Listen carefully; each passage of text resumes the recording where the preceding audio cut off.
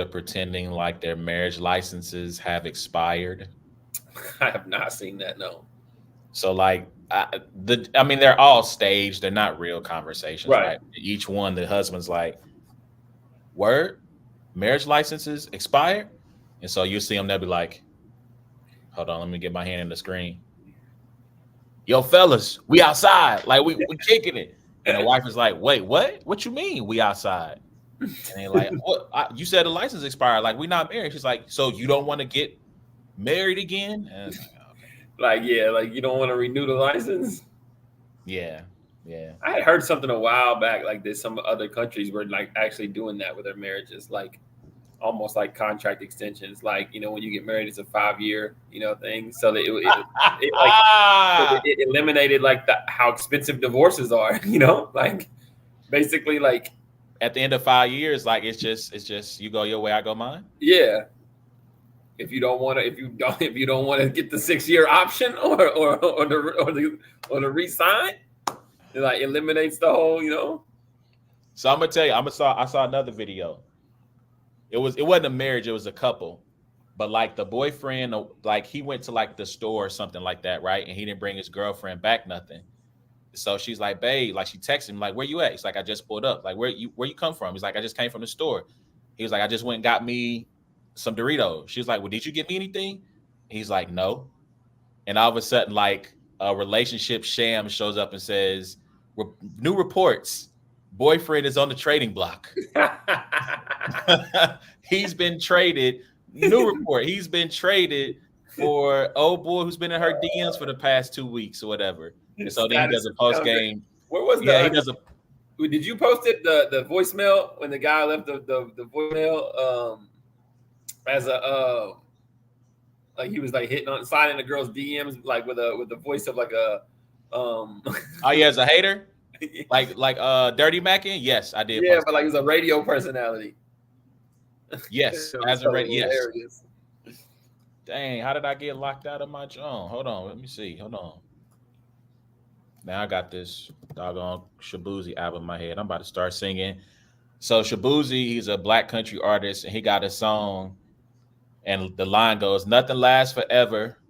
Mama told me better. These girls belong to the streets." And so basically, like the idea is of the song is that he stole this girl from another man, and he's like, someone's gonna steal her from me. That's funny. That's a fire album, by the way. That is a real listen. Shabuzi, I'm gonna have to check it out. Shabuzi. So he was on Beyonce. Beyonce did a Cowboy Carter. I don't think it's a pseudo country album in my opinion. It's not all the way country, Yeah. but she's her take on country and Shabuzi. I guess he's been out for like a decade or whatever. He's released like 3 projects. He just dropped a new one. I'm blanking on the title of it. Where I've been is not where I'm going or something like that. Uh-huh. And if I know you've heard at least the audio to that to the Everybody at the Bar Getting Tipsy. Oh yeah. Yeah. That's him. He took the Jaquan song and turned it into like a Yep. yeah. Yep.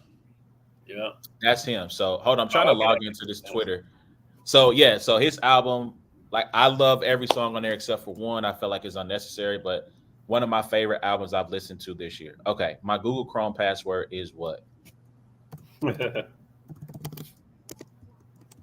I hope that's right. Otherwise, I can't log into my freaking. Oh no, I need a password to my Mac. All right, while I do that, good morning, good afternoon, good evening, no matter where you may find yourself as you listen to this, and you're tuned in to the only sports podcast with brains and bars. It's a black and white thing featuring A1 and A Ward. I am A1, one half of the dynamic duo. Please remember, you can check out every episode of It's a Black and White Thing by going to the podcast app of your choice, wherever you find the good podcasts. Give us 5 stars, leave a comment, whether it's good or bad, leave a comment. You can check us out on social media by going to Twitter, Instagram, Facebook, by searching at Brands and Bars. Follow us there. And then you can also check us out live if you're a person who prefers to have audio visual content. We are live on YouTube at Brands and Bars. Hit the notification bell, subscribe, share the broadcast, tell a friend and tell a friend. It's those boys again. And as always, I do this show with my good homie, A Ward. A Ward, what's going on with you, sir? In the building. Forgot I have a battle next week, so starting to write for it. You know me. Sometimes you just it's like it's like Philip Rivers' kids. It's like I think one day he's like, oh wait, another one's due. Like that's His how. wife might be pregnant again, by the way. Yeah, so I think that's how I am with battles. It's like one day I wake up like, oh, I should start preparing for this. Who you got? I'm battling DG the Piranha. Oh yeah. Yep. So you remember he was on Ultimate Madness 4. He Yep. got some battles with, some guys. I'm battling in South Carolina, so that's a new state for me. So that'll be state number 28, I think, in my 28th state that I battled in. So working on finishing all 50. We'll see if it's even feasible. I'm not sure how Wyoming's battle rap league is, but we'll figure it out. But You're yeah, gonna need so somebody that loves Wyoming to really sponsor an event out there. these are the facts, man. These are the facts. So no, but yeah, so just start writing for that today.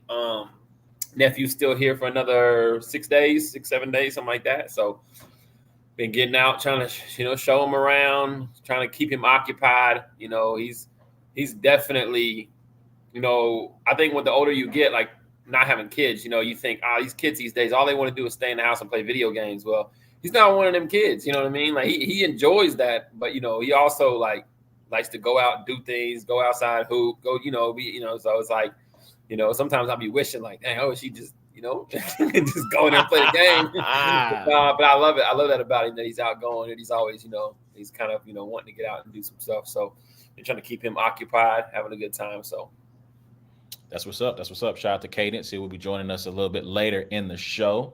All right, man. We got an interesting show lined up, so we're not gonna prolong the time. We're gonna get on into it. So we're gonna start in the good old world of the WNBA. Obviously, unless you literally have been under a rock or coming out of a coma, you have likely heard what went down this past weekend. Commissioner's Cup game going on in the WNBA. Chicago Sky versus Indiana Fever.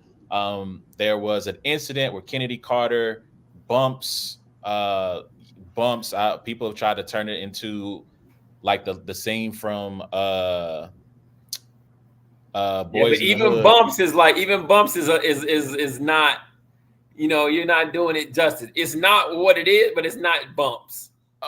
She hip checked her. Hip checked, yeah, hip checked, shove. Hip check. I don't even call it shove because she just did it with her body. Like she didn't even get the hand. She just came up to her and said, with it. Like, and I then can just bump into you though. You know what I mean? Like true. I can just bump into you. So let me be fair. She gave her a hip check. She body checked her for sure, knocked her to the ground. And that sparked a whole lot of controversy on social media. It has, boy, oh boy. Where do we start? So, I just want to let's start here by getting your reaction to when you saw the play happen, or what was your reaction when you saw it?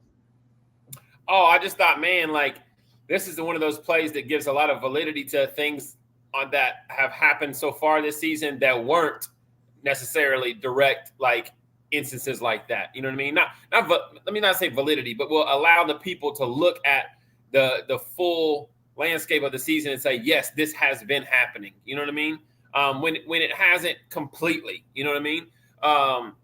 So here's the thing about it. With more eyes on the WNBA, with watching more games, with watching more players or whatever, you're going to see more things than you've seen in the past few years. You're going to see more flagrant foul, more, and they matter more. You know what I mean? And this Caitlin Clark just happens to be one of the reasons why the eyes are on her. You know what I mean? And this particular play was unnecessary. Was an unnecessary play. We would have seen it in the males, female, whatever is unnecessary. You know. And that's all it was going to take, was the first time an unnecessary play happened for us to go back and say, see what's been happening, you know. I think she flopped a little bit on the exchange with Angel Reese. I think that, there's been a lot of decent talking points around it. And I don't know if you watched the clip. It's like a 5-minute clip from Pardon the Interruption with Michael Wilbon. And I thought that was really, really good, insightful. Really, really good. But yeah, it was definitely. I was like, I've watched a lot of the plays and a lot of the hard fouls and everything, and I've kind of just been like, okay, maybe. But then when that one happened, I was like, all right, you know what I mean? Like, But I think the most egregious part of it was like the girl to say like I'm not taking Caitlin Clark questions, and then to go on Instagram and just start rambling about Caitlin Clark. I was like, yo, this chick is wilding. So, all right, let me start at the beginning. Here. Let me ask you this, and then I'll go. And I feel like you've already answered the question, but do you feel like she's being targeted? Because that, like you said, you made this point of when that play happened, you felt like it gave it confirmed a lot of people's biases that she was being targeted. So do you think she's being overall throughout not this particular game itself, but through the 11 games they played, do you feel like she's being targeted by opposing players? Um, yeah, somewhat. I don't think necessarily it's a I think there's just level of targeting. You know what I mean? I don't think it's like a bounty, like like the Saints. You know what I mean? Like I don't think it's one of those types of situations where coaches and players are saying, "All right, you go in there and beat the shit out of her." Excuse my language. This game, you know what I mean? But Yeah. I do think that people are like, "This is Caitlin Clark.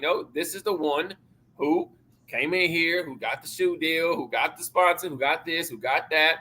This is, she's supposed to be able to come in here and boom, boom, boom. All right, watch this. She's going to have to play with us. If she's going to make a name for herself, we're going to make a name for ourselves while she's doing it. You know what I mean? And we're going to see what happens. Yeah. So I just, I just have a couple of questions for America and everyone who will watch this. Y'all good? Are you okay? Have you people lost your ever loving mind? What is wrong with you? Have y'all got a hug lately? You've been getting enough water in your diet? Do you need some alkaline? Like what is happening here? I watched this discourse spin out of control over the weekend. And I asked a question and I ask it legitimately. Can people, because it started, like you said, that hip check started a whole, oh, she's being targeted. Oh, they're being too rough with her. I watched on Around the Horn, one of the contributors said that the women in the league needed to lift Caitlin up. And I said, is she a Make-A-Wish child? Like, what are we doing? Like, is ESPN My Wish? Is that about to come up on the screen right now? Yeah. I just, people have lost their minds. And you're right. The partner interruption segment was really good. It was some of the best conversation around it. And I feel like we addressed this a little bit here on the show when we talked about her coming into the league, about all the confluence of things that have led to this moment of Caitlin being what she is, right? People, we talked about how the role race plays in this. We talked about what happened in the championship game. We talked about people find her attractive, right? So, I mean, all of these things are playing into why she is what she is at this point. The WNBA is a physical league. I just saw, I didn't get a chance to watch the game because I was out and about, but I saw a tweet that said, hey, Asia Wilson has been smacked in the face 3 times hard. Yeah. One of them drew blood. What was it, Alyssa Thomas? I think Alyssa Thomas is that the girl's name? That was Alyssa Thomas and Angel Reese. Alyssa grabs her by the throat because the Aces didn't play the Sun yesterday. Okay, the Sun, yeah. I'm trying to think who did the Aces play. I had to look it up, but I mean, like, this is a physical league. These are the best of the best, and because there's only 12 teams. They have 2 expansion teams coming. Golden State, they're called the Valkyries. I forget what Toronto's going to call their team, but there are 2 expansion teams that are coming soon. So, but the talent pool is really, really, I guess, deep because there's not enough teams to really spread that talent out. It must be because Deja Fair got cut. Did you see that last week? Yeah. And I mean, she was a hooper. But I mean, I don't think there was enough space for her on the team because right now for the Aces, because Chelsea Gray is going to come back eventually. Kate Martin's been getting a bunch of play. And I think they have Jackie Young's been playing well. So, I mean, like, again, like, it's a league where routinely first-round draft picks are cut, right? I mean, Kennedy Carter, now for her own doing, Kennedy Carter has been cut a couple of times, and she was a 4th overall pick coming out of college. And I just want to kind of talk down a little or debunk some of these talking points.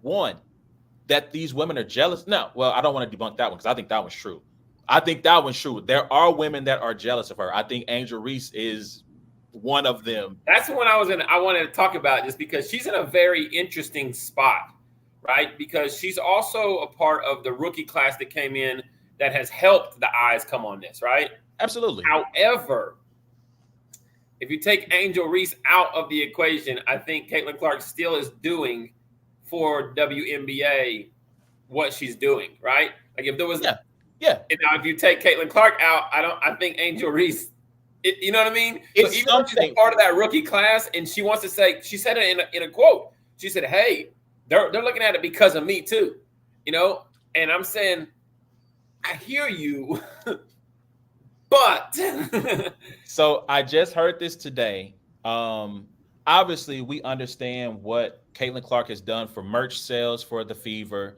They're packing out, what, college size arenas, right? 17,000 fans. They're sold out. The ratings are going up every time she's on national TV. But to Angels' credit, they're getting most of their games close to capacity, if not sold out. And I think they said that their attendance is up like 27% from last year. So, I mean, she is right. I mean, there are eyes on her as well. Yeah, of course. I mean, like when they had they're also a better team. They're slightly, right? Slightly. Yeah. But I mean, like, I do think, yes, some of the women are jealous of them. And I think people need to understand from their position why they might be.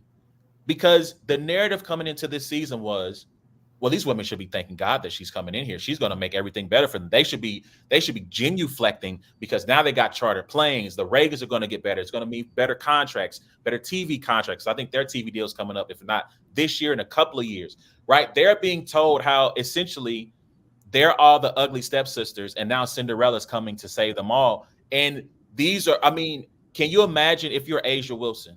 You're a two-time defending champion. You probably feels like she should have won the MVP, and she is playing as if she's got a point to prove night in, night out right now over I should be the reigning MVP.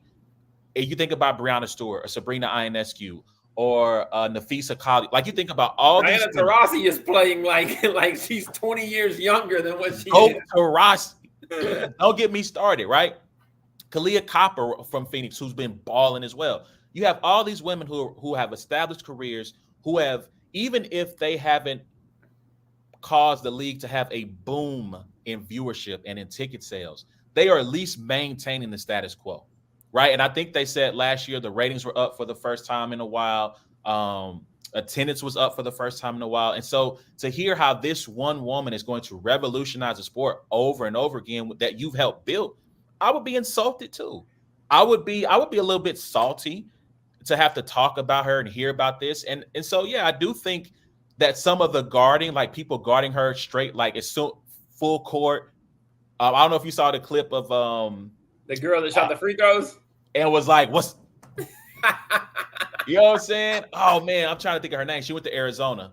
Ari McDonald. Yeah. Right? Like she shot the free throw, thought it was game time, was ready to go, which if you watch Ari play, that's kind of her personality anyway. Like she's a dog, like especially defensively. But I mean, some of this is you gonna have to earn your stripes. I know people try to bring race into it of, oh, well, these black women are jealous of this white woman. I'm like, possibly. I think some of this, as a black person, I think we do this especially with the sport of basketball. When we see a white person come, we think, oh, that's food. That's food. That's free lunch. We about to eat. And then sometimes that white person proves you wrong, and you got to go, oh, my bad. I think about there's a story Patrick Ewing tells where he's like, yo, me and my boys should talk bad about Larry Bird. Like, that white boy ain't that good. And he's like, the first time I played him, I got on the phone with my boys back home in Boston. I think he's from Boston area, or maybe, yeah. And he goes, yo, that white boy legit, man. We're like, we gotta start talking about him, right? So I mean, I think there could be some of that as well in that. But I feel like the WNBA has not done Caitlin Clark any favors. I think they played the most games in the league right now by far. And she's played like the top 2-3 teams, I think, multiple times as well. Hey, let me ask you this. Do you get tired of watching the Fever get smoked every game? Because every time I look up, it's like, oh, they're playing New York or they're playing Connecticut. I'm like, dog. I go over here to the FanDuel app and I'm like, yeah, minus 20.5. Yes, that's what I'm betting. The Liberty are about to get them all the way up out of here. I'm like, man, if y'all play the Sun one more time, Yeah. and I know they got to be tired of seeing them. And so like I as an analogy, right? Wemby was a rookie who came into the league. Obviously, the circumstances are different in terms of hype and expectation for the league, but Wemby came in with a lot of hype, and I watched like maybe the first 6, 7, 8 games, and then when they started getting smoked back to back to back, I said, "I'll be back, Wemby. I'll be back. I'll be back. I can't watch you down 20 in the third quarter." The analogy might not be that different because both of them, their teams don't help them at all. Dog, and I feel like this the Spurs, I don't know what them dudes is trying to do around Wemby, and then and I mean to make this point, it did feel like at times like the Spurs were just like freezing him out. yeah. Where it's just like this isn't Rudy Gobert, guys. We're talking about when Wemby flashes to the post and he's got like a 6'2" guy on him. Yeah, give him the ball. Please, please. All right, Sochan or whatever out here. Don't get me started on Sochan. Not a Jeremy Sochan fan. That goes back to college basketball, but I'm gonna leave that there for now. But like I do think I do have questions about the team because I do feel like while I don't think you necessarily need to go to war or have a brawl breakout, I saw this point finally come out over the weekend of where are her teammates? Yeah. Like now, we to talk about Kennedy Carter. We talked about her getting kicked off teams. Maybe you know who you want it with and who you don't. Maybe, yeah. So if Kennedy Carter was ready to go there with one of her own teammates, and that was part of the reason she got dropped from her first squad. If she has a history of and a reputation in the W of being maybe somebody who can get after it a little bit with them hands, maybe, Aaliyah Boston was right to just go pick up Caitlin off the floor and just kind of keep it moving. You know what I'm saying? But I do think not only to me does that extend to her teammates, but I want to know where are the coaches on this? Because to me, that is a top-down mentality. Because here, guess what would have happened? Let me ask you this. Guess what team wouldn't allow her to get body checked like that and not do anything? The Chicago Sky. Yes. Ding, ding, ding. Yes. If that would have happened, if she would have been a member of the Chicago Sky, you better believe Angel Reese with her friend of me tail would have got up there and been like, hey, what's up? Yeah. Kennedy Carter would have been like, what's up? Right? Like they would have been ready. And that's in part because their coach, Teresa Witherspoon, was a dog when she played. She's a dog as a coach. Like she is screaming nonstop. She is pacing up and down those sidelines. And so to me, I do feel like organizationally, they need to have a come to Jesus meeting and being like, look, this is one of our cornerstone players. And we can't just allow them to have those type of plays. I'm not talking about, the hard screen. Somebody should have called that out when she ran against New York too. But that's another story. But we've got to protect her. And if that means we got to get in somebody's face, we got to get in somebody's face, man. Yeah.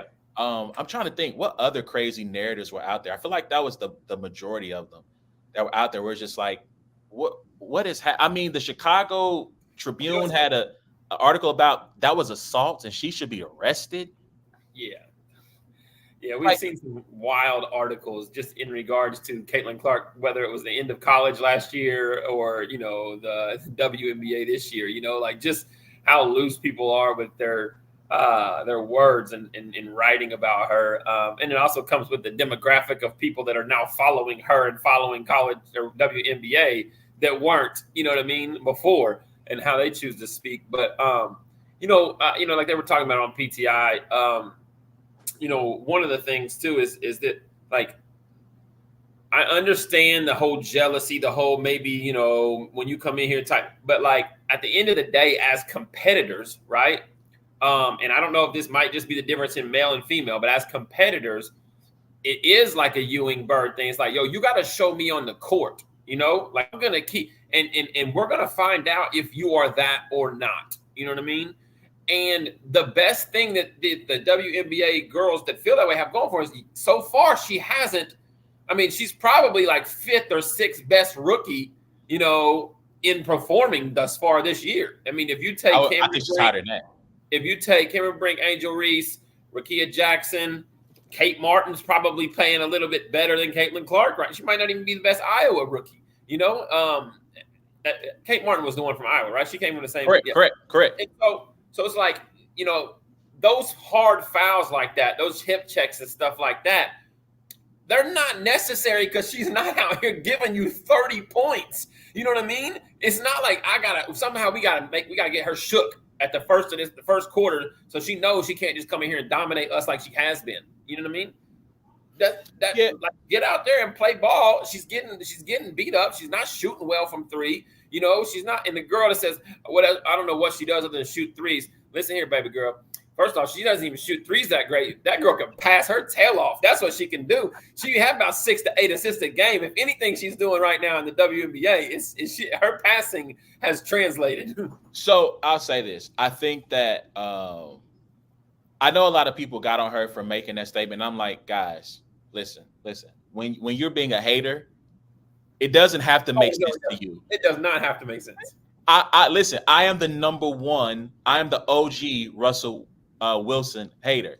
I started this barbecue ish. So when it comes to Russell Wilson slander, it doesn't have to be logical. It doesn't have to make sense. It just has to feel good when I say it. Yeah, that's all that matters. Like, oh, all she does is shoot. What do you mean? She's hating. Yeah. She's at the player haters ball right now. And so she's getting her hate off and her slander off. It does not matter whether or not we know that she can pass, so we know she's got good court vision. That's irrelevant to the topic for her. I do want to say this though. Like, I want people to go and look up, because I think you talked about a lot of different things, and men coming to the party on this, I think is kind of messing up to a degree. Go and look up Nikola Jokic, and I think it's Marcus Morris. It's one of the Morris twins. There's a play near the end of a blowout game where it's a like a fast break situation. One of the Morris twins, comes up to Jokic. Jokic is passing the ball. He kind of gets his forearm into like underneath his underarm and his chest area. Jokic doesn't like it. He gets a I'm going to go Reggie Miller, full head of steam is what he said one day on the broadcast. Yeah. And he runs and hits Marcus Morris when he doesn't see it coming. Marcus Morris is hurt. Matter of fact, Marcus Morris does not play for the rest of the season. That was a dangerous play. And do you want to know what happened on Inside the NBA when they discussed that play? They didn't talk about what he did was super dangerous and he should be suspended for 3 games or kicked out the league. They said, if you hit me, you better not turn your back on me. That was the response here. And I'm like, we're also talking about Marcus Morris and Caitlin Clark. Mark, you know what I mean? Like, I mean, if they would have done Luka like that or something, you know what I mean? It might have been a little bit more like, hey, we need to keep him around for ratings. We can just get your twin brother and we won't know the difference. True, but I mean, the point I'm making is that these are similar plays. Yeah. And when it came to the men, it was like, you doggone right. The full context of that play, right? Caitlin accidentally hits Kennedy in the face with an elbow. I don't think it was intentional. Obviously, Kennedy says something to her. She doesn't like it. And I'm pretty sure Caitlin fired back some, shut up. You know what I'm saying? Like, she fires back at her, and Kennedy like, oh, word? This what we doing? Okay, I got something for you then. And then she walks up on her, and she gives her a little, I call it a love tap, because, again, we come from an era where that was nothing. Like, that is, and that's why I started with it was a bump instead of like a body check, because again, we come from the era of Kurt Rambis being snatched out of midair by his neck, right? Yeah. We come from the Jordan rules. We come from, and to me, that's why I find this to be so baffling that it became a controversy. I get it. It boggles my mind that the same people who would call today's league soft, who would love for us to go back to the days of the Jordan rules, then turn around and look at this and go, you're going to hurt her. Please stop. But it might also just be like a underlining. I mean, because let's be honest, the majority of the media and the people that are talking are males, right? So there might be an underlining sexism of like the fragility of a female getting hit hard, you know, like, whereas they might be like the guys, they can take the hits, you know? Listen. It's a lot of people who claim to be progressive who sound real Harrison Buckery out here talking about this topic right now. Like, y'all think these women, like, you guys are acting like these women just came out the kitchen, took the aprons off, and decided, this orange thing, I can toss it towards Yo, this the rim. viewership would go up crazy if there was like if the locker room was in the like looked like a kitchen and the lockers were like a refrigerator door and you just opened it up and you got your jersey out. Yo, that's a good segue. That's a good segue. Hey, I didn't say it. I did not say that. I did not say that. Harrison Butker he would probably be like, you're darn right. You're darn right. Get him out of except put him in there Yo, permanently. I got this Harrison Butker like rookie card, like nice rookie card, and it's and Rachel says, "Why has this card just been sitting on top of the microwave for last month?" I was like, "I just felt like he belonged in the kitchen, so I'm just had him just sitting in there for like the last month." Oh my gosh. Yes, yes, Barvado. That's the play that injured Morris. He was out for months. But like I said, man, like let me ask this, and we can kind of put a bow on this discussion. So I think there's been a lot of talk about, well, this is going to hurt the growth of the league if this continues. So do you think that continued I don't want to call it over excessive physical play because I haven't seen it outside of 2 instances. But do you think this extra physical play is going to hurt the growth of the league? Listen, the ones that are there, the growth of the league that came with Caitlin Clark, there are ones that are there that are not for the league. They are just for Caitlin Clark. You know what I mean? So contingent upon how she's treated and how she does, it will be how much quote unquote growth is. You know, in battle rap, there are some people who only watch A-Ward battles and don't even watch my opponent's rounds because they are a A-Ward fan, they are a no fussing fan, they are a Christian guy. I'm not going to listen to all that garbage. They're not there for the support of battle rap. You know what I mean? Depending on the opponent, I am one of those people. Yeah, depending on the opponent. But yes, you know, there is a growth of this league that came with Caitlin Clark that is just completely tied to Caitlin Clark. You know, so you know the seeing how the season plays out. You know, if she, I love you, Mama. If she, if she turns it around and their schedule's more favorable and she starts to be. Right now, the Mystics are up 9. They're 0-9 right now, and they play Indiana tomorrow. So tomorrow could be a game where maybe she gets, a nice stat line or something like that. But if the rest of the season's favorable and she puts together, then great. But I mean, if she just keeps getting quote unquote beat up and not crazy stat lines and has just a very average rookie season, you could see that big hoopla of attention kind of fall off a little bit. So I think you make an excellent point of these people. Some of the growth of this game showed up just to watch her. I would take this time to encourage those, if that's the case, to check out other players in the league. Again, we talked about Asia Wilson. She has been. Again, I don't watch every just game. Like skinny white girls, watch Sabrina Ionescu. Like if that's, I don't know what you're there for. There's some other Caitlin Clark-esque. I mean, Breonna Stewart. Hopefully, Elena Deladon will come back. I know she's taking some time off. Hopefully, she comes back. But yes, but I think that if you're there, watch some of these other teams. Minnesota is really good. The Connecticut Sun are still undefeated right now, and they play really good. They're really good in offense and defense. You got the Aces. Arike Ungabawale, hopefully I said that right, from Dallas is one of the more. If you want to talk about someone who can score, who's got range on her jumper, that's one of the players you should tap into and watch. Shout out to Nikias Duncan and Steve Jones. They have a podcast called The Dunker Spot that's really good, where they cover both the NBA and the WNBA. You can check out them if you want to help grow your knowledge of the game in general. I actually did a quick search on ESPN Plus, and there is a WNBA show. I'm blanking on the name of it. That is dedicated to looking back at what happened this past week in the league. And I watched about half of it, and it's I think her name is Christina Williams as the host.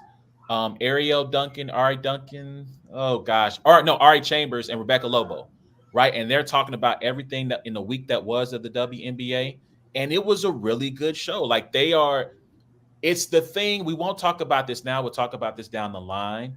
But it's the thing that I want from NBA coverage. It's not about clickbaity stuff. It's not about who's going where or who's mad at who or da da da da. They're talking about the game. They're breaking down gameplay. They're telling you who's playing well, who's ascending. And to me, it's the type of thing that where if you are new to this league and you are looking around at who's what and who's who, it's one of those shows that to me ESPN should promote more because I haven't seen it to this point of promoting that show, which again I can't think of the name of it, but it was a good show. It was a dope show. So if you're here because of Caitlin Clark, Monica McNutt ever tries to come at us, just know since day one we've been out here putting the WNBA on our platform. So don't let us about nothing.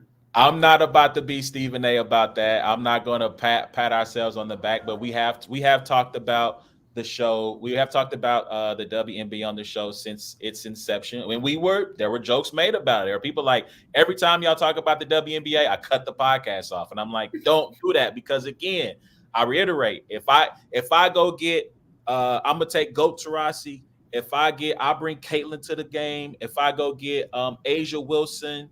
Trying to think who else I want out there with me. I'll get Skylar Diggins. Like I just go old school. I don't have to go none of the new names. Skylar Diggins, Asia Wilson. She's on my team, by the way. Oh, here we go. My point is I can go get 4 of the best. Brianna Stewart, Sabrina Ionescu. On my team. Skylar, Candace Parker. Okay. Skylar Diggins. Okay. Then I'm gonna have who am I have after that?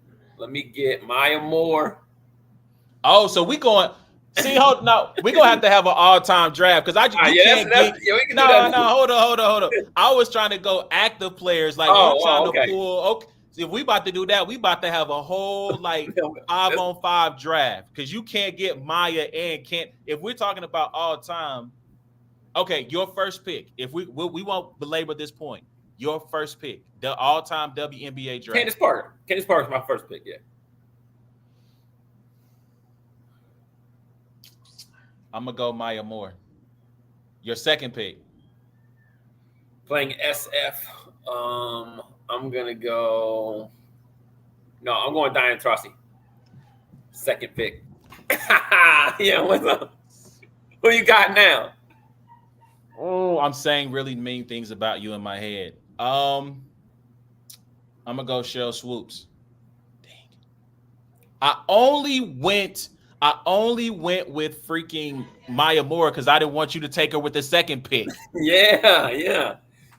I'm going Brittany Griner with my third pick. Good luck getting to the paint. Then I'm gonna go Lisa Leslie. Then we gonna match up big for big there. All right. Now I'm gonna go Tamika Catchings. I gotta have some perimeter defense. Okay, so I got Maya.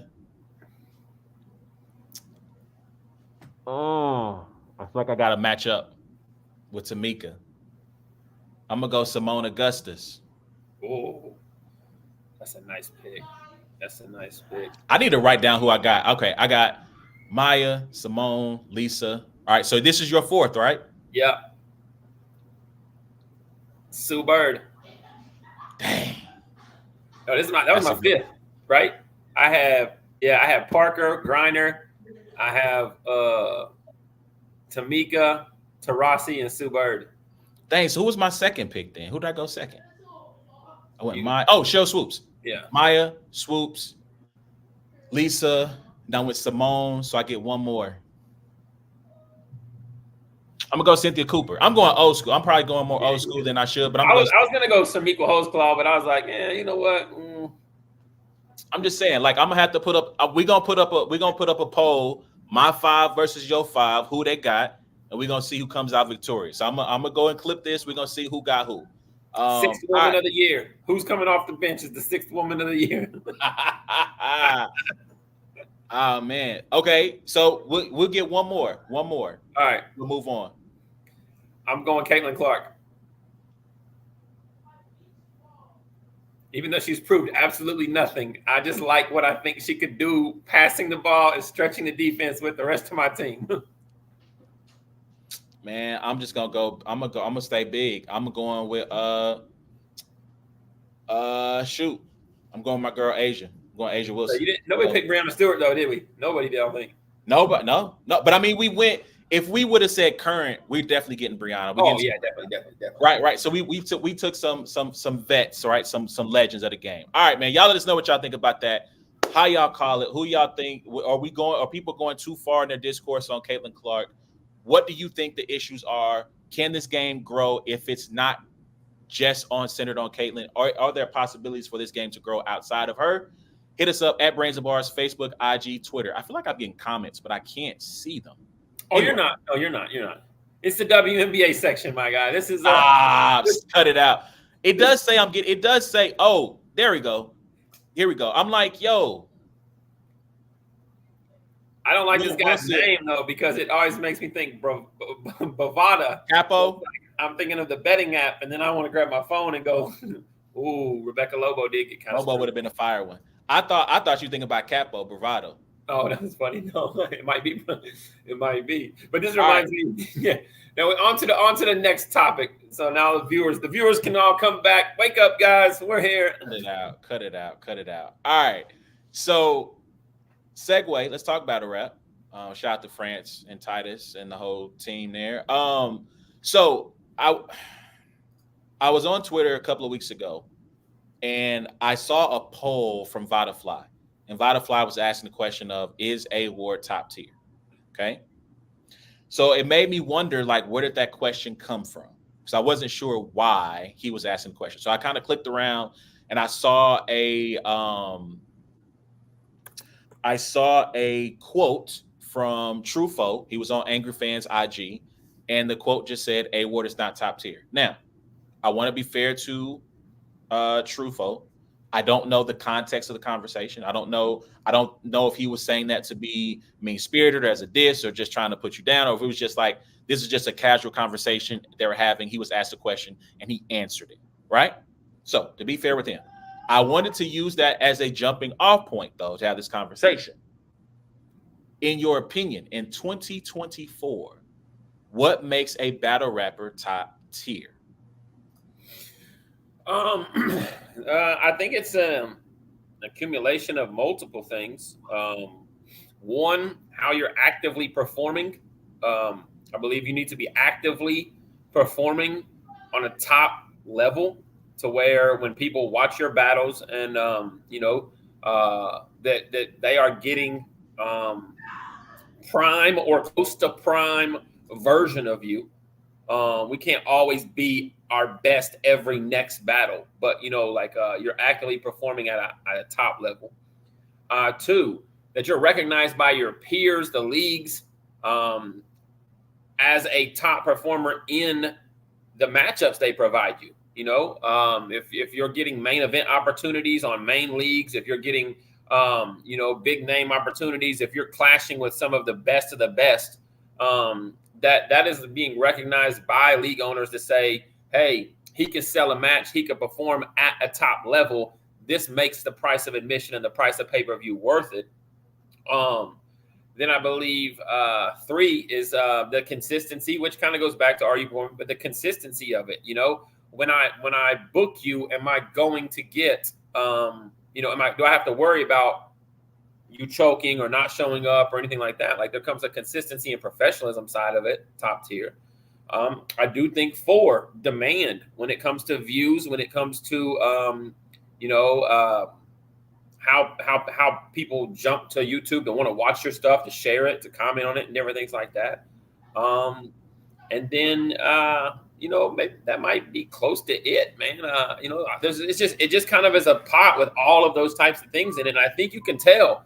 I think most people kind of know. There's not really I don't think there's really a gray area where it's like, is this person top tier or are they not? I think most of the time, you're just like, yo, I could sell a card with A Ward versus Big K. I could easily say, I can A Ward versus Verb, A Ward versus Rock, A Ward versus, all of these kind of people. It doesn't come across as Rock is giving somebody a shot. You know what I mean? like it comes across as a main event type battle. At one point in time, there was when I battled Sharon, or when I battled a real deal, or a DNA, or when I maybe even battled ill will for the first time. Like it might have been like had a feeling to it, like we need to see what A Ward's gonna do with this type of opponent. You know what I mean? Mhm. And so that now when you book the matchups and you say, "Yo, we really want to see A Ward versus Av," that could be a main event on 5 different top leagues. Yeah, yeah. So it's really not. So a lot of times with me personally, and I think what Trufo was getting to, which is it's such a funny topic these days, is the YouTube views, right? The YouTube views thing that we all do. Um, uh, and anytime somebody wants to go to YouTube views, normally their mindset is stuck back in the 7 to 10 years ago era of battle rap YouTube views, right? Platinum Mhm. battles, million view battles. What kind of demand are you having? And also what, one event a month, maybe, maybe 10 important drops a year. And so our mindset and how we calculate your worth today is based off of what the views were back then. Um, and that's a difficult conversation, because these days, outside of the stars, the certified superstars of battle rap, people are not doing a million views in a battle. In 2024, a 600 to 700,000 view battle is very comparable to a million view battle. Of 7 to 8 years ago. Whether you'd like to believe it or not, it's just a fact. Not only that, a Tay Rock battle that came out 7 to 8 years ago on YouTube, you'd see one Tay Rock battle every 4, 5, 6 months possibly on YouTube. Now you have him 3 times a month. You know what I mean? 4 times, and so it's just a different era in views and viewership. You know what? Terror just battle 4 people. I'll watch him at Ward and him at Bill Collector, because it looks like more people are watching that. So I'm not gonna watch him at Prep. You know what I mean? Or I'm not gonna watch. And so that's the biggest knock on me, is that Ward doesn't have a million view battle, or his viewership or something like that on YouTube views, and it's just an impossible thing to really try to look at and say what is it compared to what, because most of the up and comers now that are saying that are on an app. All of their important battles are on an app, so it's not like I can look and say, well, this is your viewership and this is my viewership. And then the battles they do off an app are not even important. Yeah. So I've always found it interesting that YouTube vets always use the million view battle thing as a standard. And if you have one or two, if you don't have any, then it's seen as a knock. And like you said, I don't know if that's a comparable metric anymore to use, because I think, one, most people are tuned into URL. And since URL has now moved away from dropping, now granted, shout out to them, they're having their battle week. They're dropping battles on YouTube this week. They might drop a round here and there, some promo, VOD type stuff to promote the app. But with that decreased visibility from them, I think it's one of those things where I'm not sure, like you said, how you can uh I want to post this comment in just a second. I'm not sure how that metric applies in 2024. Real quick, this comment from Barvado in response to A Ward, my Twitter moniker is to play off the Bovada and battle rap. So there you go. So there Fire, you go. very Salute. fire. Um, so Oh yeah. so I want to make this comment about Nitty and Lux, right? In the lead up to that battle, it was as a critique of Nitty, Lux was saying, well, why would I want to battle this guy when he's out here battling Foots or Flair Soul? Like, what if you're outside all the time and you're always visible to people and you're always rapping, it takes away from the uniqueness of your talent. Can you be top tier if you are outside all the time? Or do you have to have this decreased visibility to where, like you talked about with Tay Rock, it becomes an event when you step outside? Similar to, I mean, nobody's Lux, right? But I think that if you talked about that YouTube era where there were only so many drops, I think part of what built these guys up is that because they were only throwing so many events a year, It became an event. So again, reiterate the question: can you be top tier if you are always outside rapping? Yes, of course. You can, but once again, you have to be consistently performing at a high level. You know, I don't see guys like Rum Nitty. Very seldomly see guys like Tay Rock. Seldomly see guys like myself. Even Geechee Gotti. You know, Geechee Gotti. Like to say Geechee Gotti is not top tier is a wild statement. He battles a lot.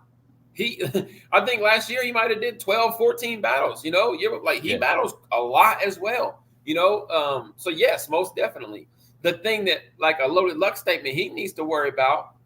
Well, he doesn't need to worry about anything because he's Loaded Luck, so he's already cemented as God tier, one of the fathers, one of the pioneers of it. You know, but when you're not active and you decide to be active, you need to be held accountable to the point to where are you performing at a top tier level when we only see you once every 2-3 years. And as of late, with the Surf battle, the Verb battle, and the Geechee battle, I wouldn't say those are peak or A to A plus level Loaded Lux performances. The Surf battle probably is the better one.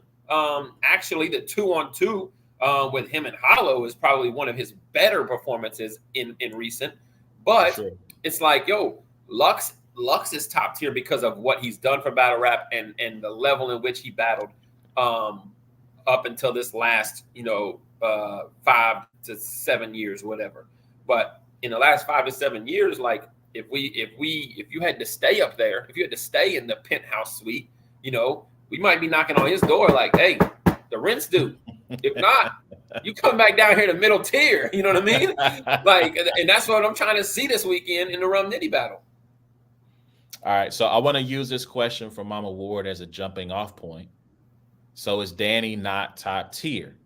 So you don't have to answer that for now. But I do want to ask in 2024, without naming a bunch of DVD legends or early YouTube era vets and legends, who would you consider to be top tier in 2024? So that kind of goes back to the context of it of like, when you're top tier, are you always top tier or does it fluctuate? You know what I mean? Because battlers have great years, battlers have down years. A guy like Loso had a down year last year, had a great year this year. Had a top tier year before last year. You know what I mean? Mm-hmm. So when yeah, he's top tier. Maybe last year, with his quote unquote down year, you would have said, well, he's still Loso, but I don't know if he's at a top tier level right now. Now he's back to performing at a top tier level. Rock, Geechee, big man, nice performances and stuff like that. So I do think it fluctuates, and I do think that there are a good 15 to 20, active. I mean, if we're taking out like the Smack DVD era guy, I do think there are a good 15 to 20 active battle rappers that could be considered top tier. Danny Myers, with my mom's question, is a guy who performs at a high level. He performs a lot. I do think, and I've told Danny this over the last year, the level in which his small league battles and different things like that, you have to make sure that in your big battles you're going crazy. You know what I mean? And then do really well. And I do think over the last year, Danny's kind of take a little bit of a dip in content and in performance, but I don't know if it's enough to say he's not a top tier battle rapper. Okay, so I take it you're going to. I don't want to say duck the question, but I'm going to say you want me to list them? I mean, you don't have to give just a couple, right? Like you don't have to go and name 15 people. I think Big K is top tier. I think Tay Rock is top tier. I think Geechee Gotti, Rum Nitty, they're top tier. I think myself, top tier. I think Easy to Block Captain is top tier. I think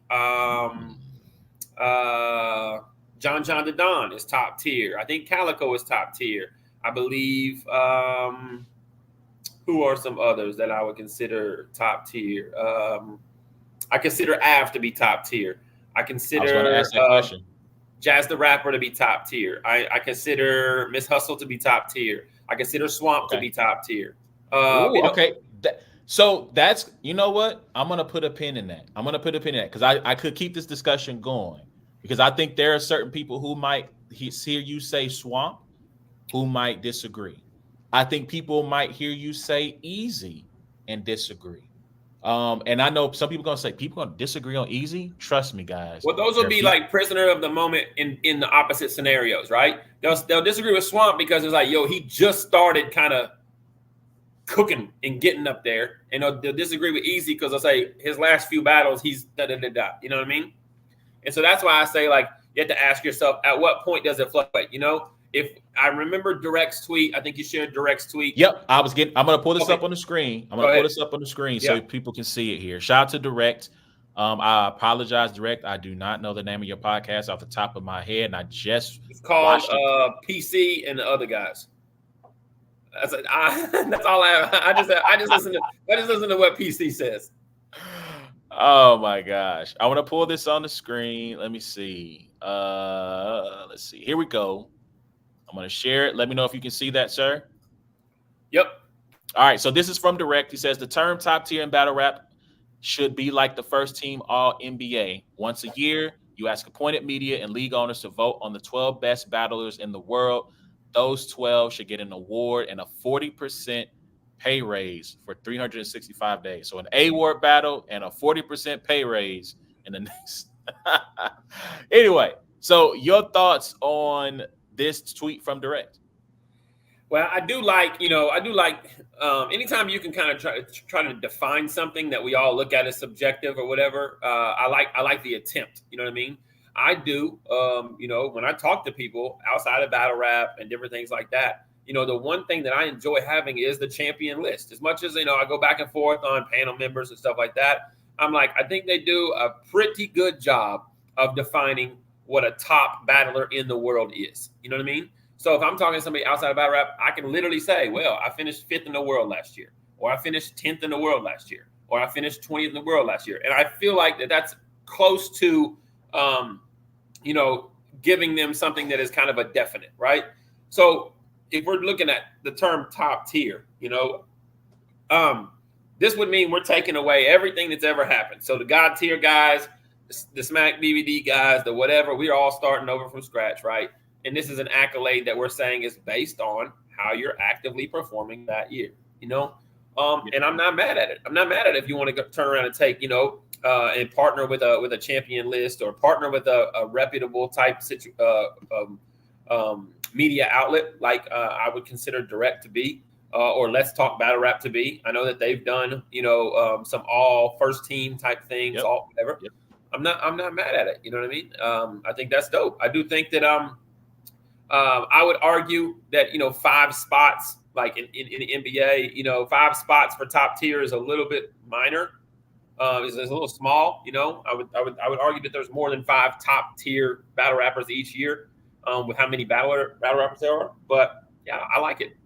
But the whole pay thing, that thing's all crazy because if once you get into that, then you have to get into signing exclusively to leagues and then pay raise. You know what I mean? Like no league's gonna just be like, I can't book A-Ward because now I got to pay him 40% more than I paid him last battle. I don't know. I would think you would have to actually have contracts to certain leagues. You know what I mean? So I'm going to put a pin in that there because I think that leads to an interesting conversation that started around the time of the OSBL versus Gates of the Garden deal and about booking, talent and how that works, so on and so forth. So we're going to put a pin in that. Y'all let us know what y'all think about this conversation. Who do you have as being a top tier battle rapper? But here's the caveat I'm going to put in there. They cannot be DVD era legends. They cannot be early YouTube legends. So I'm going to take away. I know he listed Calico, John and Don. I'm going to take those guys out of the list. I'm talking. So no Calico, no Verb, no. We understand their position and their ranking. I didn't say his name, just for the record. I was using it as a point of reference. Are we about to segue into NBA? We are. All right. So before we go, I got one more quick. It can be rapid fire battle rap, right? Pat Bev podcast came out with a clip this week where Pat Bev, said that he would put $1 million up for Roan to battle anybody. Gilbert Arenas, Rashad McCants, a couple of the other guys chuckled, mentioned Charlie Clips, right? I think in the context of the conversation, the word freestyle was thrown around, but we all know that when people, they still use that word, right? So 5 people that you would put $1 million up to take to defeat Roan in that battle. You, Nitty, Twerk, Big K.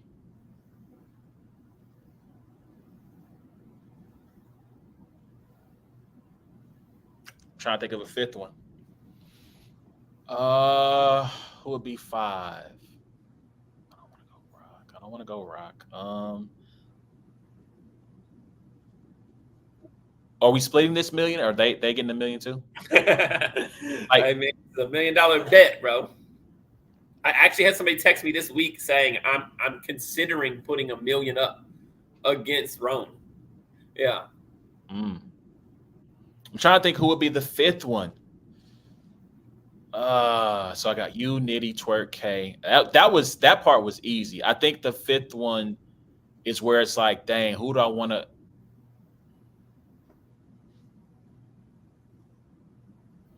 For the sake of time, so I'm not sitting here with dead silence while I think about this.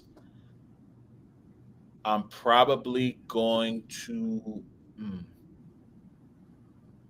I'm probably going to go Geechee in that 5th spot. I just think we're very similar in our responses because I responded to this person, with Big K, Geechee, Nitty, Ill Will, and then I actually took T-Top as well. I like that. I'm looking at some like rough angle, like matchups and like some of the talking points and stuff like that. And I think I did throw Ilmac. I didn't use myself or whatever. I did throw Ilmac, and I did throw who was the other one? There was one other that I threw in there as well. But I just didn't go Twerk because I'm not gonna hold you. I don't even know if $1 million motivates Twerk, and I can't put $1 million up for Twerk. You know what I mean? Like, that's sad to say because I know some checks that he's been offered and some opportunities, and he's still, you know what I mean? So I don't even know if $1 million motivates Twerk. I think $1 million would motivate him because, and the reason I say that was it the Drake event was him versus Rock, right? I think that's the Drake event. That's the Drake event, him versus Rock.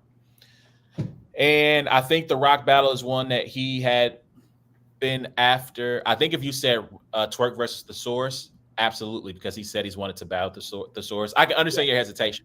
But the reason I bring up that battle is because the reason he said he dropped the ball in the Surf battle was because the money from the Drake battle was so good that he just went out. I think he said he went to California and he was just feet up, kicking it, having a good time, relaxing. I do think that if you put $1 million, if I get with Anwar is $1 million, my guy. It's $1 million. Make sure your guy comes prepared and ready. I think Anwar's going to have him ready. I think Twerk's going to take it serious, and I think he is going to win. That's a great question. Okay, so everyone out there, as we segue to our NBA talk, you have $1 million you're putting up on 5 battle rappers who you think could beat Roan in a 3-round. I'm going to say 3 minutes. So 3 rounds, 3-minute, 3:30 grace period, hard cap. So you don't get the right 5-minute rounds because there's too much money on the line. So please know, if you write a 5-minute round and the best part of your round is at the end of it, guess what? When that 3:30 hit and they call time, ain't no bump that clock. No, there's $1 million on the line. We need hard and direct lines that you cannot cross. All right. So let's know who y'all got. $1 million. Who you think can beat Rome? Hit us up at Brains and Bars on Facebook, Twitter, IG, Instagram. I'm sorry, TikTok, all that good stuff. All right, let's get into this NBA and let's bring in the homie Cadence. Cadence, what's going on, my guy? Yeah, no, it's low, but you have to listen. All right. My volume's low because like the air conditioner and everything's going crazy. So yeah, we're listening though. We're good. All right. So NBA Finals starts tonight. Mavericks versus Celtics. The Celtics are favorites in this series. So I'm going to start with you, Cadence. who do you let's talk key matchups. All right. All right. What are some of the key matchups in this series that could lead to either the Mavericks winning or the Celtics winning? Okay. You're asking me first, right? Mhm. Okay. Yep. So I think Derek Lively, sorry, Derek White, against Luka Doncic, is going to be a really good matchup, and I Mhm. think just the perimeter defense of the Celtics is really gonna like trigger something in the. I think, if I'm being completely honest, I think might, if I'm general manager, I'm all over the place. Nigga. If I'm the coach, Yep. I think I'm putting Jaylen Brown in my sixth man and doing Drew Holiday at starting just for the perimeter defense of Luka Doncic and Kyrie Irving. So let me check. I feel like does Drew not start? Drew does not start because it's point guard Derek White, shooting guard Jaylen Brown, Jason Tatum, Al Horford and Al Horford, and Porzingis. Porzingis. Oh, okay. Since Porzingis is back. Porzingis is back. Holiday was Porzingis is back. Thank you. So I I appreciate forgot that. about that. Yeah. No, I appreciate you getting me straight on that. Yeah. It's I think Derek Lively is gonna just. I mean, what bigs do they have other than Kristaps Porzingis? They have Daniel Gafford and Derek Lively, two not only but big body people who can just post up, hit that, and it's like Kristaps Porzingis might be able to guard them, like Daniel Gafford in the paint, but not very likely. And Jason Tatum ain't doing nothing. Al Horford. Oh, okay. No, I'm not gonna say nothing about Al Horford. That man, he could body Joel Embiid if he wants to. You know what I'm saying? It's like you never know. He gives Joel a lot of trouble. He Yes, does. but Joel is soft. I do not like Joel. What? Right, he's 7 foot that big should not be fought like that, bro. Oh, that's fair. That's fair. It's but I got the Mavs just because I can never forgive the Celtics on what they did to IT. That's just me though. So I've always hated the Celtics just for that. But so I'm never gonna root for them. But if I gotta go realistically, it's very 50-50. I think it goes to Game 7 and the Celtics choke in Game 7. So I'm saying Mavs in 7. And it's going to be very close. I like it. I can appreciate a man who holds a grudge. Yeah. What? Holds a grudge. Holds a grudge. It's I just think the big man work of the Mavs and that Luka just can't be stopped. It's like I just think the Mavs have the edge on that. But also the perimeter defense of the Celtics, it's like it's so like 50-50. Honestly, you could say anybody can give just about any reason, and I'd be like, okay, yeah, I can see that. It's like it's very like the Mavs have this, but the Celtics have this. They have this, they have that, and it's like it all just kind of balances out. It's a very, very good matchup. The scriptwriters were in their bag this year, bro. I swear. That's the fact. It is. I agree with that, man. I'm glad we got Dallas and Boston. Honestly, looking at the the possibilities of what we could have gotten, I'm glad we got Dallas and Boston. I got Pacers. I swear. I know that's not possible. I'm tripping. Yeah.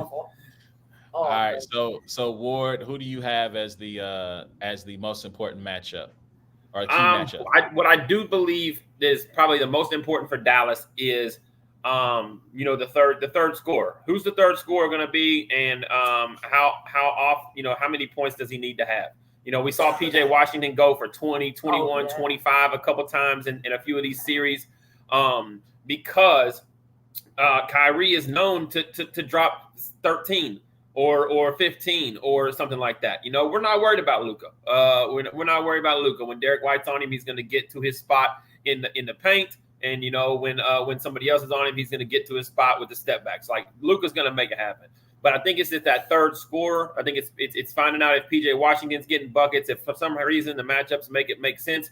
Tim Hardaway Jr. came off the bench and scored like 10 straight a couple series ago. Like guys can get buckets on their team, but there's going to be some very timely buckets for that third scorer. Now on the other side for the Celtics, it's similar because when Derek White is open, they're dang near impossible to beat. Like if Derek White's giving you 13, 15, 17 points, like they're dang near impossible to beat. I am interested to see what the chemistry and continuity looks like with Porzingis coming back for the finals after not being there. Because in the finals, guess what? You can't afford to lose one at home and say, we'll right the ship. There's not enough time. Yeah. You know what I mean? So if he comes back in and all of a sudden there's any kind of like just they're not in sync, like now's not the time for it, you know? For sure, for sure. I think to me the key matchup, styles make fights, right? So in the Western Conference, Minnesota was built to beat Denver. They were not built to beat Dallas, right? They had enough big men to throw at Jokic. They did not have enough guards and wings to throw at Luka and Kyrie, right? This Celtics series, they have now how effective each of them can be is a question, but they have Brown they can throw at him. They got Tatum in a pinch on Luka. You can throw Drew Holiday, Derek White, even Peyton Pritchard can be thrown out there for a couple of minutes to try to harass Kyrie and make his life a little bit tougher. And the thing about Peyton Pritchard is stronger than you think. I don't know if you saw this video.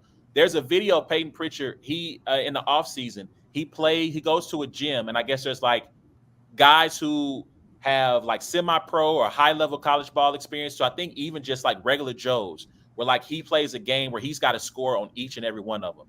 And so he's just going for 15, 20, 30 minutes at a time, trying to just running ones, right? First bucket wins. He gets the ball to start, and he's just trying to score on these guys, right?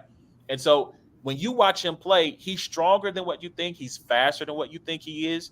He's, to me, at times, the only Celtic who tries to attack the rim. So I know people are going to say, Peyton Pritchard? And I had a tweet I even put up. There's a gentleman who writes for Action Sports, and he goes, if I've been waiting all series for someone to play for a team to force Peyton Pritchard to the bench and play him off the floor, they haven't done it. And I replied to him and said, me too. And I said, at this point, I have to assume that he's the goods and that he's going to make a positive contribution for the Celtics because he's done it all series long. So to me, that's the key matchup. You hit on the Porzingis thing. How effective can he be coming off an injury? Because you're now stepping into the pressure cooker. You're stepping into the biggest event of your life, and now you have to play your best. And so if he starts out slow, like you said, the Celtics are good for dropping games. That concerns me. They take too many threes. If the three isn't falling for them, will they attack the basket?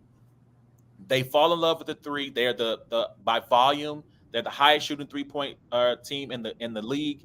And if that shot's not falling, guys, for the love of God, attack the basket. Try to get a whistle. Try to get to the free throw line. Go to the mid-range. And that's going to be worth watching. I'm trying to think. I think, Cadence, you hit on it. The big man matchup. Gafford and Lively are not traditional bigs in terms of they're tall, but they're not like guys where you go, oh, these are like big buff dudes down there. But they attack the rim with such ferociousness and with the tenacity that it has overwhelmed Oklahoma City. It overwhelmed at times Minnesota. And so if they can win that rebounding advantage and keep possessions to one and done, I personally have I have the Celtics in 7. I think it's going to be an entertaining series. I know. It's going to be an entertaining series. I think it's going to be back and forth. I take that back. I got Boston in 6. So I said if they got Porzingis back, I would take them in 6. So let me be consistent with what I said in another group chat. I think that the thing that will help Boston in ways that other teams couldn't take advantage of is that all of their guys on the floor are shooters. You have to respect their ability to shoot the 3-point shot. And if Joe Mazzulla can hammer home, you have that advantage. Get these pick and roll situations. Make Luka and Kyrie work on the defensive end. Attack them. The last time they faced off against each other, Jaylen Brown went at Luka offensively, had a 30-point game. They do that, they win the series in 6. That's who I got. I like it. I got the Celtics covering tonight. I think the Celtics win game 1, and I think they cover 6.5 points. But man, listen, I'm telling you, Luka Doncic plays like if he gets game 2, like I here's my foot, here's your neck. Watch us go up 3-1. You know what I mean? Like that's just the mentality that kid has. You know what I mean? And that's why, like, I really feel like the pressure is on Boston. I think most people like know that the pressure is on Boston. You know, like they are supposed to win this. Yeah. You know, they've been the best team all year long. You know, but man, hey, Dallas got a couple dogs, and Boston got a couple. I mean, You gotta be here's a the dog, man. Don't you listen to the coach? One game, those guys will play like dogs, and the next time you meow. Yeah, Like they shrink from the moment, and that's what I do. I am afraid if it does go 7. I am afraid that the moment will be too big for them, and I don't understand why. Because these guys, they have more experience at this than outside of Kyrie. Nobody else on the Mavs has the kind of experience that Jaylen Brown, Tatum has, Drew has, Horford's been there and experiencing these wars. Like they have. Do you feel like coaching is leans one way or the other, and will it be a factor? I mean, I think it favors Jason Kidd because I feel like Jason Kidd can make adjustments that I feel like Joe Mazzulla does not. Again, I just referenced it. They are by volume. They take the more threes than anybody, and when they don't fall, they don't switch up. I watched that game where they had like a 30-point lead on Atlanta. Atlanta walked them down, and it was just jumper after jumper, carelessness with the ball, turnover after turnover, giving up fast break points, sloppy defense, and it killed them. And even in this playoffs, we've slandered them all playoffs long because they drop games that they shouldn't, or they play tight games against teams like a Pacers team that doesn't have Tyrese Halliburton. And both of those games, they were down in the fourth quarter, and they had to make a comeback. And so my hope is that when we get to this point that they know that they, like you said, they can't afford to drop one. Every game they're going to come with that urgency to take the title. But I haven't seen it from them all playoffs long. And to me, the mark of truly great teams is when they have, like you talked about Luka. When I know you're down, foot, neck, game, ball game, right? And I just haven't seen that from the Celtics enough in these playoffs. Like it. Well, guess what? The tip is in about 8 minutes. Yep. I am not redheaded. Do not spread those lies about me, Mimi. Also, it just looks red on the camera. Also, petition to give Dante Exum more playing time. Yes. Who's in, bro? I love Dante Exum. Yes. No, I'm dead serious, bro. That man's a dog, bro. I hear you. We'll make sure this gets into the hands of Jason Kidd and tell him make sure. Caden says more minutes for Dante. More minutes to Dante Exum, man. At least 5, bro. Like what? Like 2. All right, cool. Y'all let us know who y'all got in the series. Who y'all got in game 1 tonight? What's up, Caden? He said, "Who was the first round draft pick?" Like, let that man get 5 minutes. That's hilarious. Yo, that's our time for this week. Let us know who y'all got game 1. Celtics, Mavs. Who y'all got in the series? How many games? Hit us up. IG, TikTok, Instagram, and Facebook and Twitter. I don't know if I said Twitter. Anyway, please remember you can check out every episode of It's a Black and White Thing by going to the podcast app of your choice, searching for It's a Black and White Thing or Brains and Bars. Give us 5 stars, leave a comment, whether positive or negative, and share the broadcast. Also, subscribe. Speaking of subscribing, you can subscribe at our YouTube channel at Brains and Bars. Hit the notification bell, hit the like button, share the broadcast, tell a friend to tell a friend. It's those boys again. And until next time, it's been a black and white thing, man. I'll holler at y'all next week. Y'all be easy. Cadence, hopefully I'll get a chance to see you before you leave town again. Everybody else, I see y'all when I see y'all. Peace. I'll see y'all.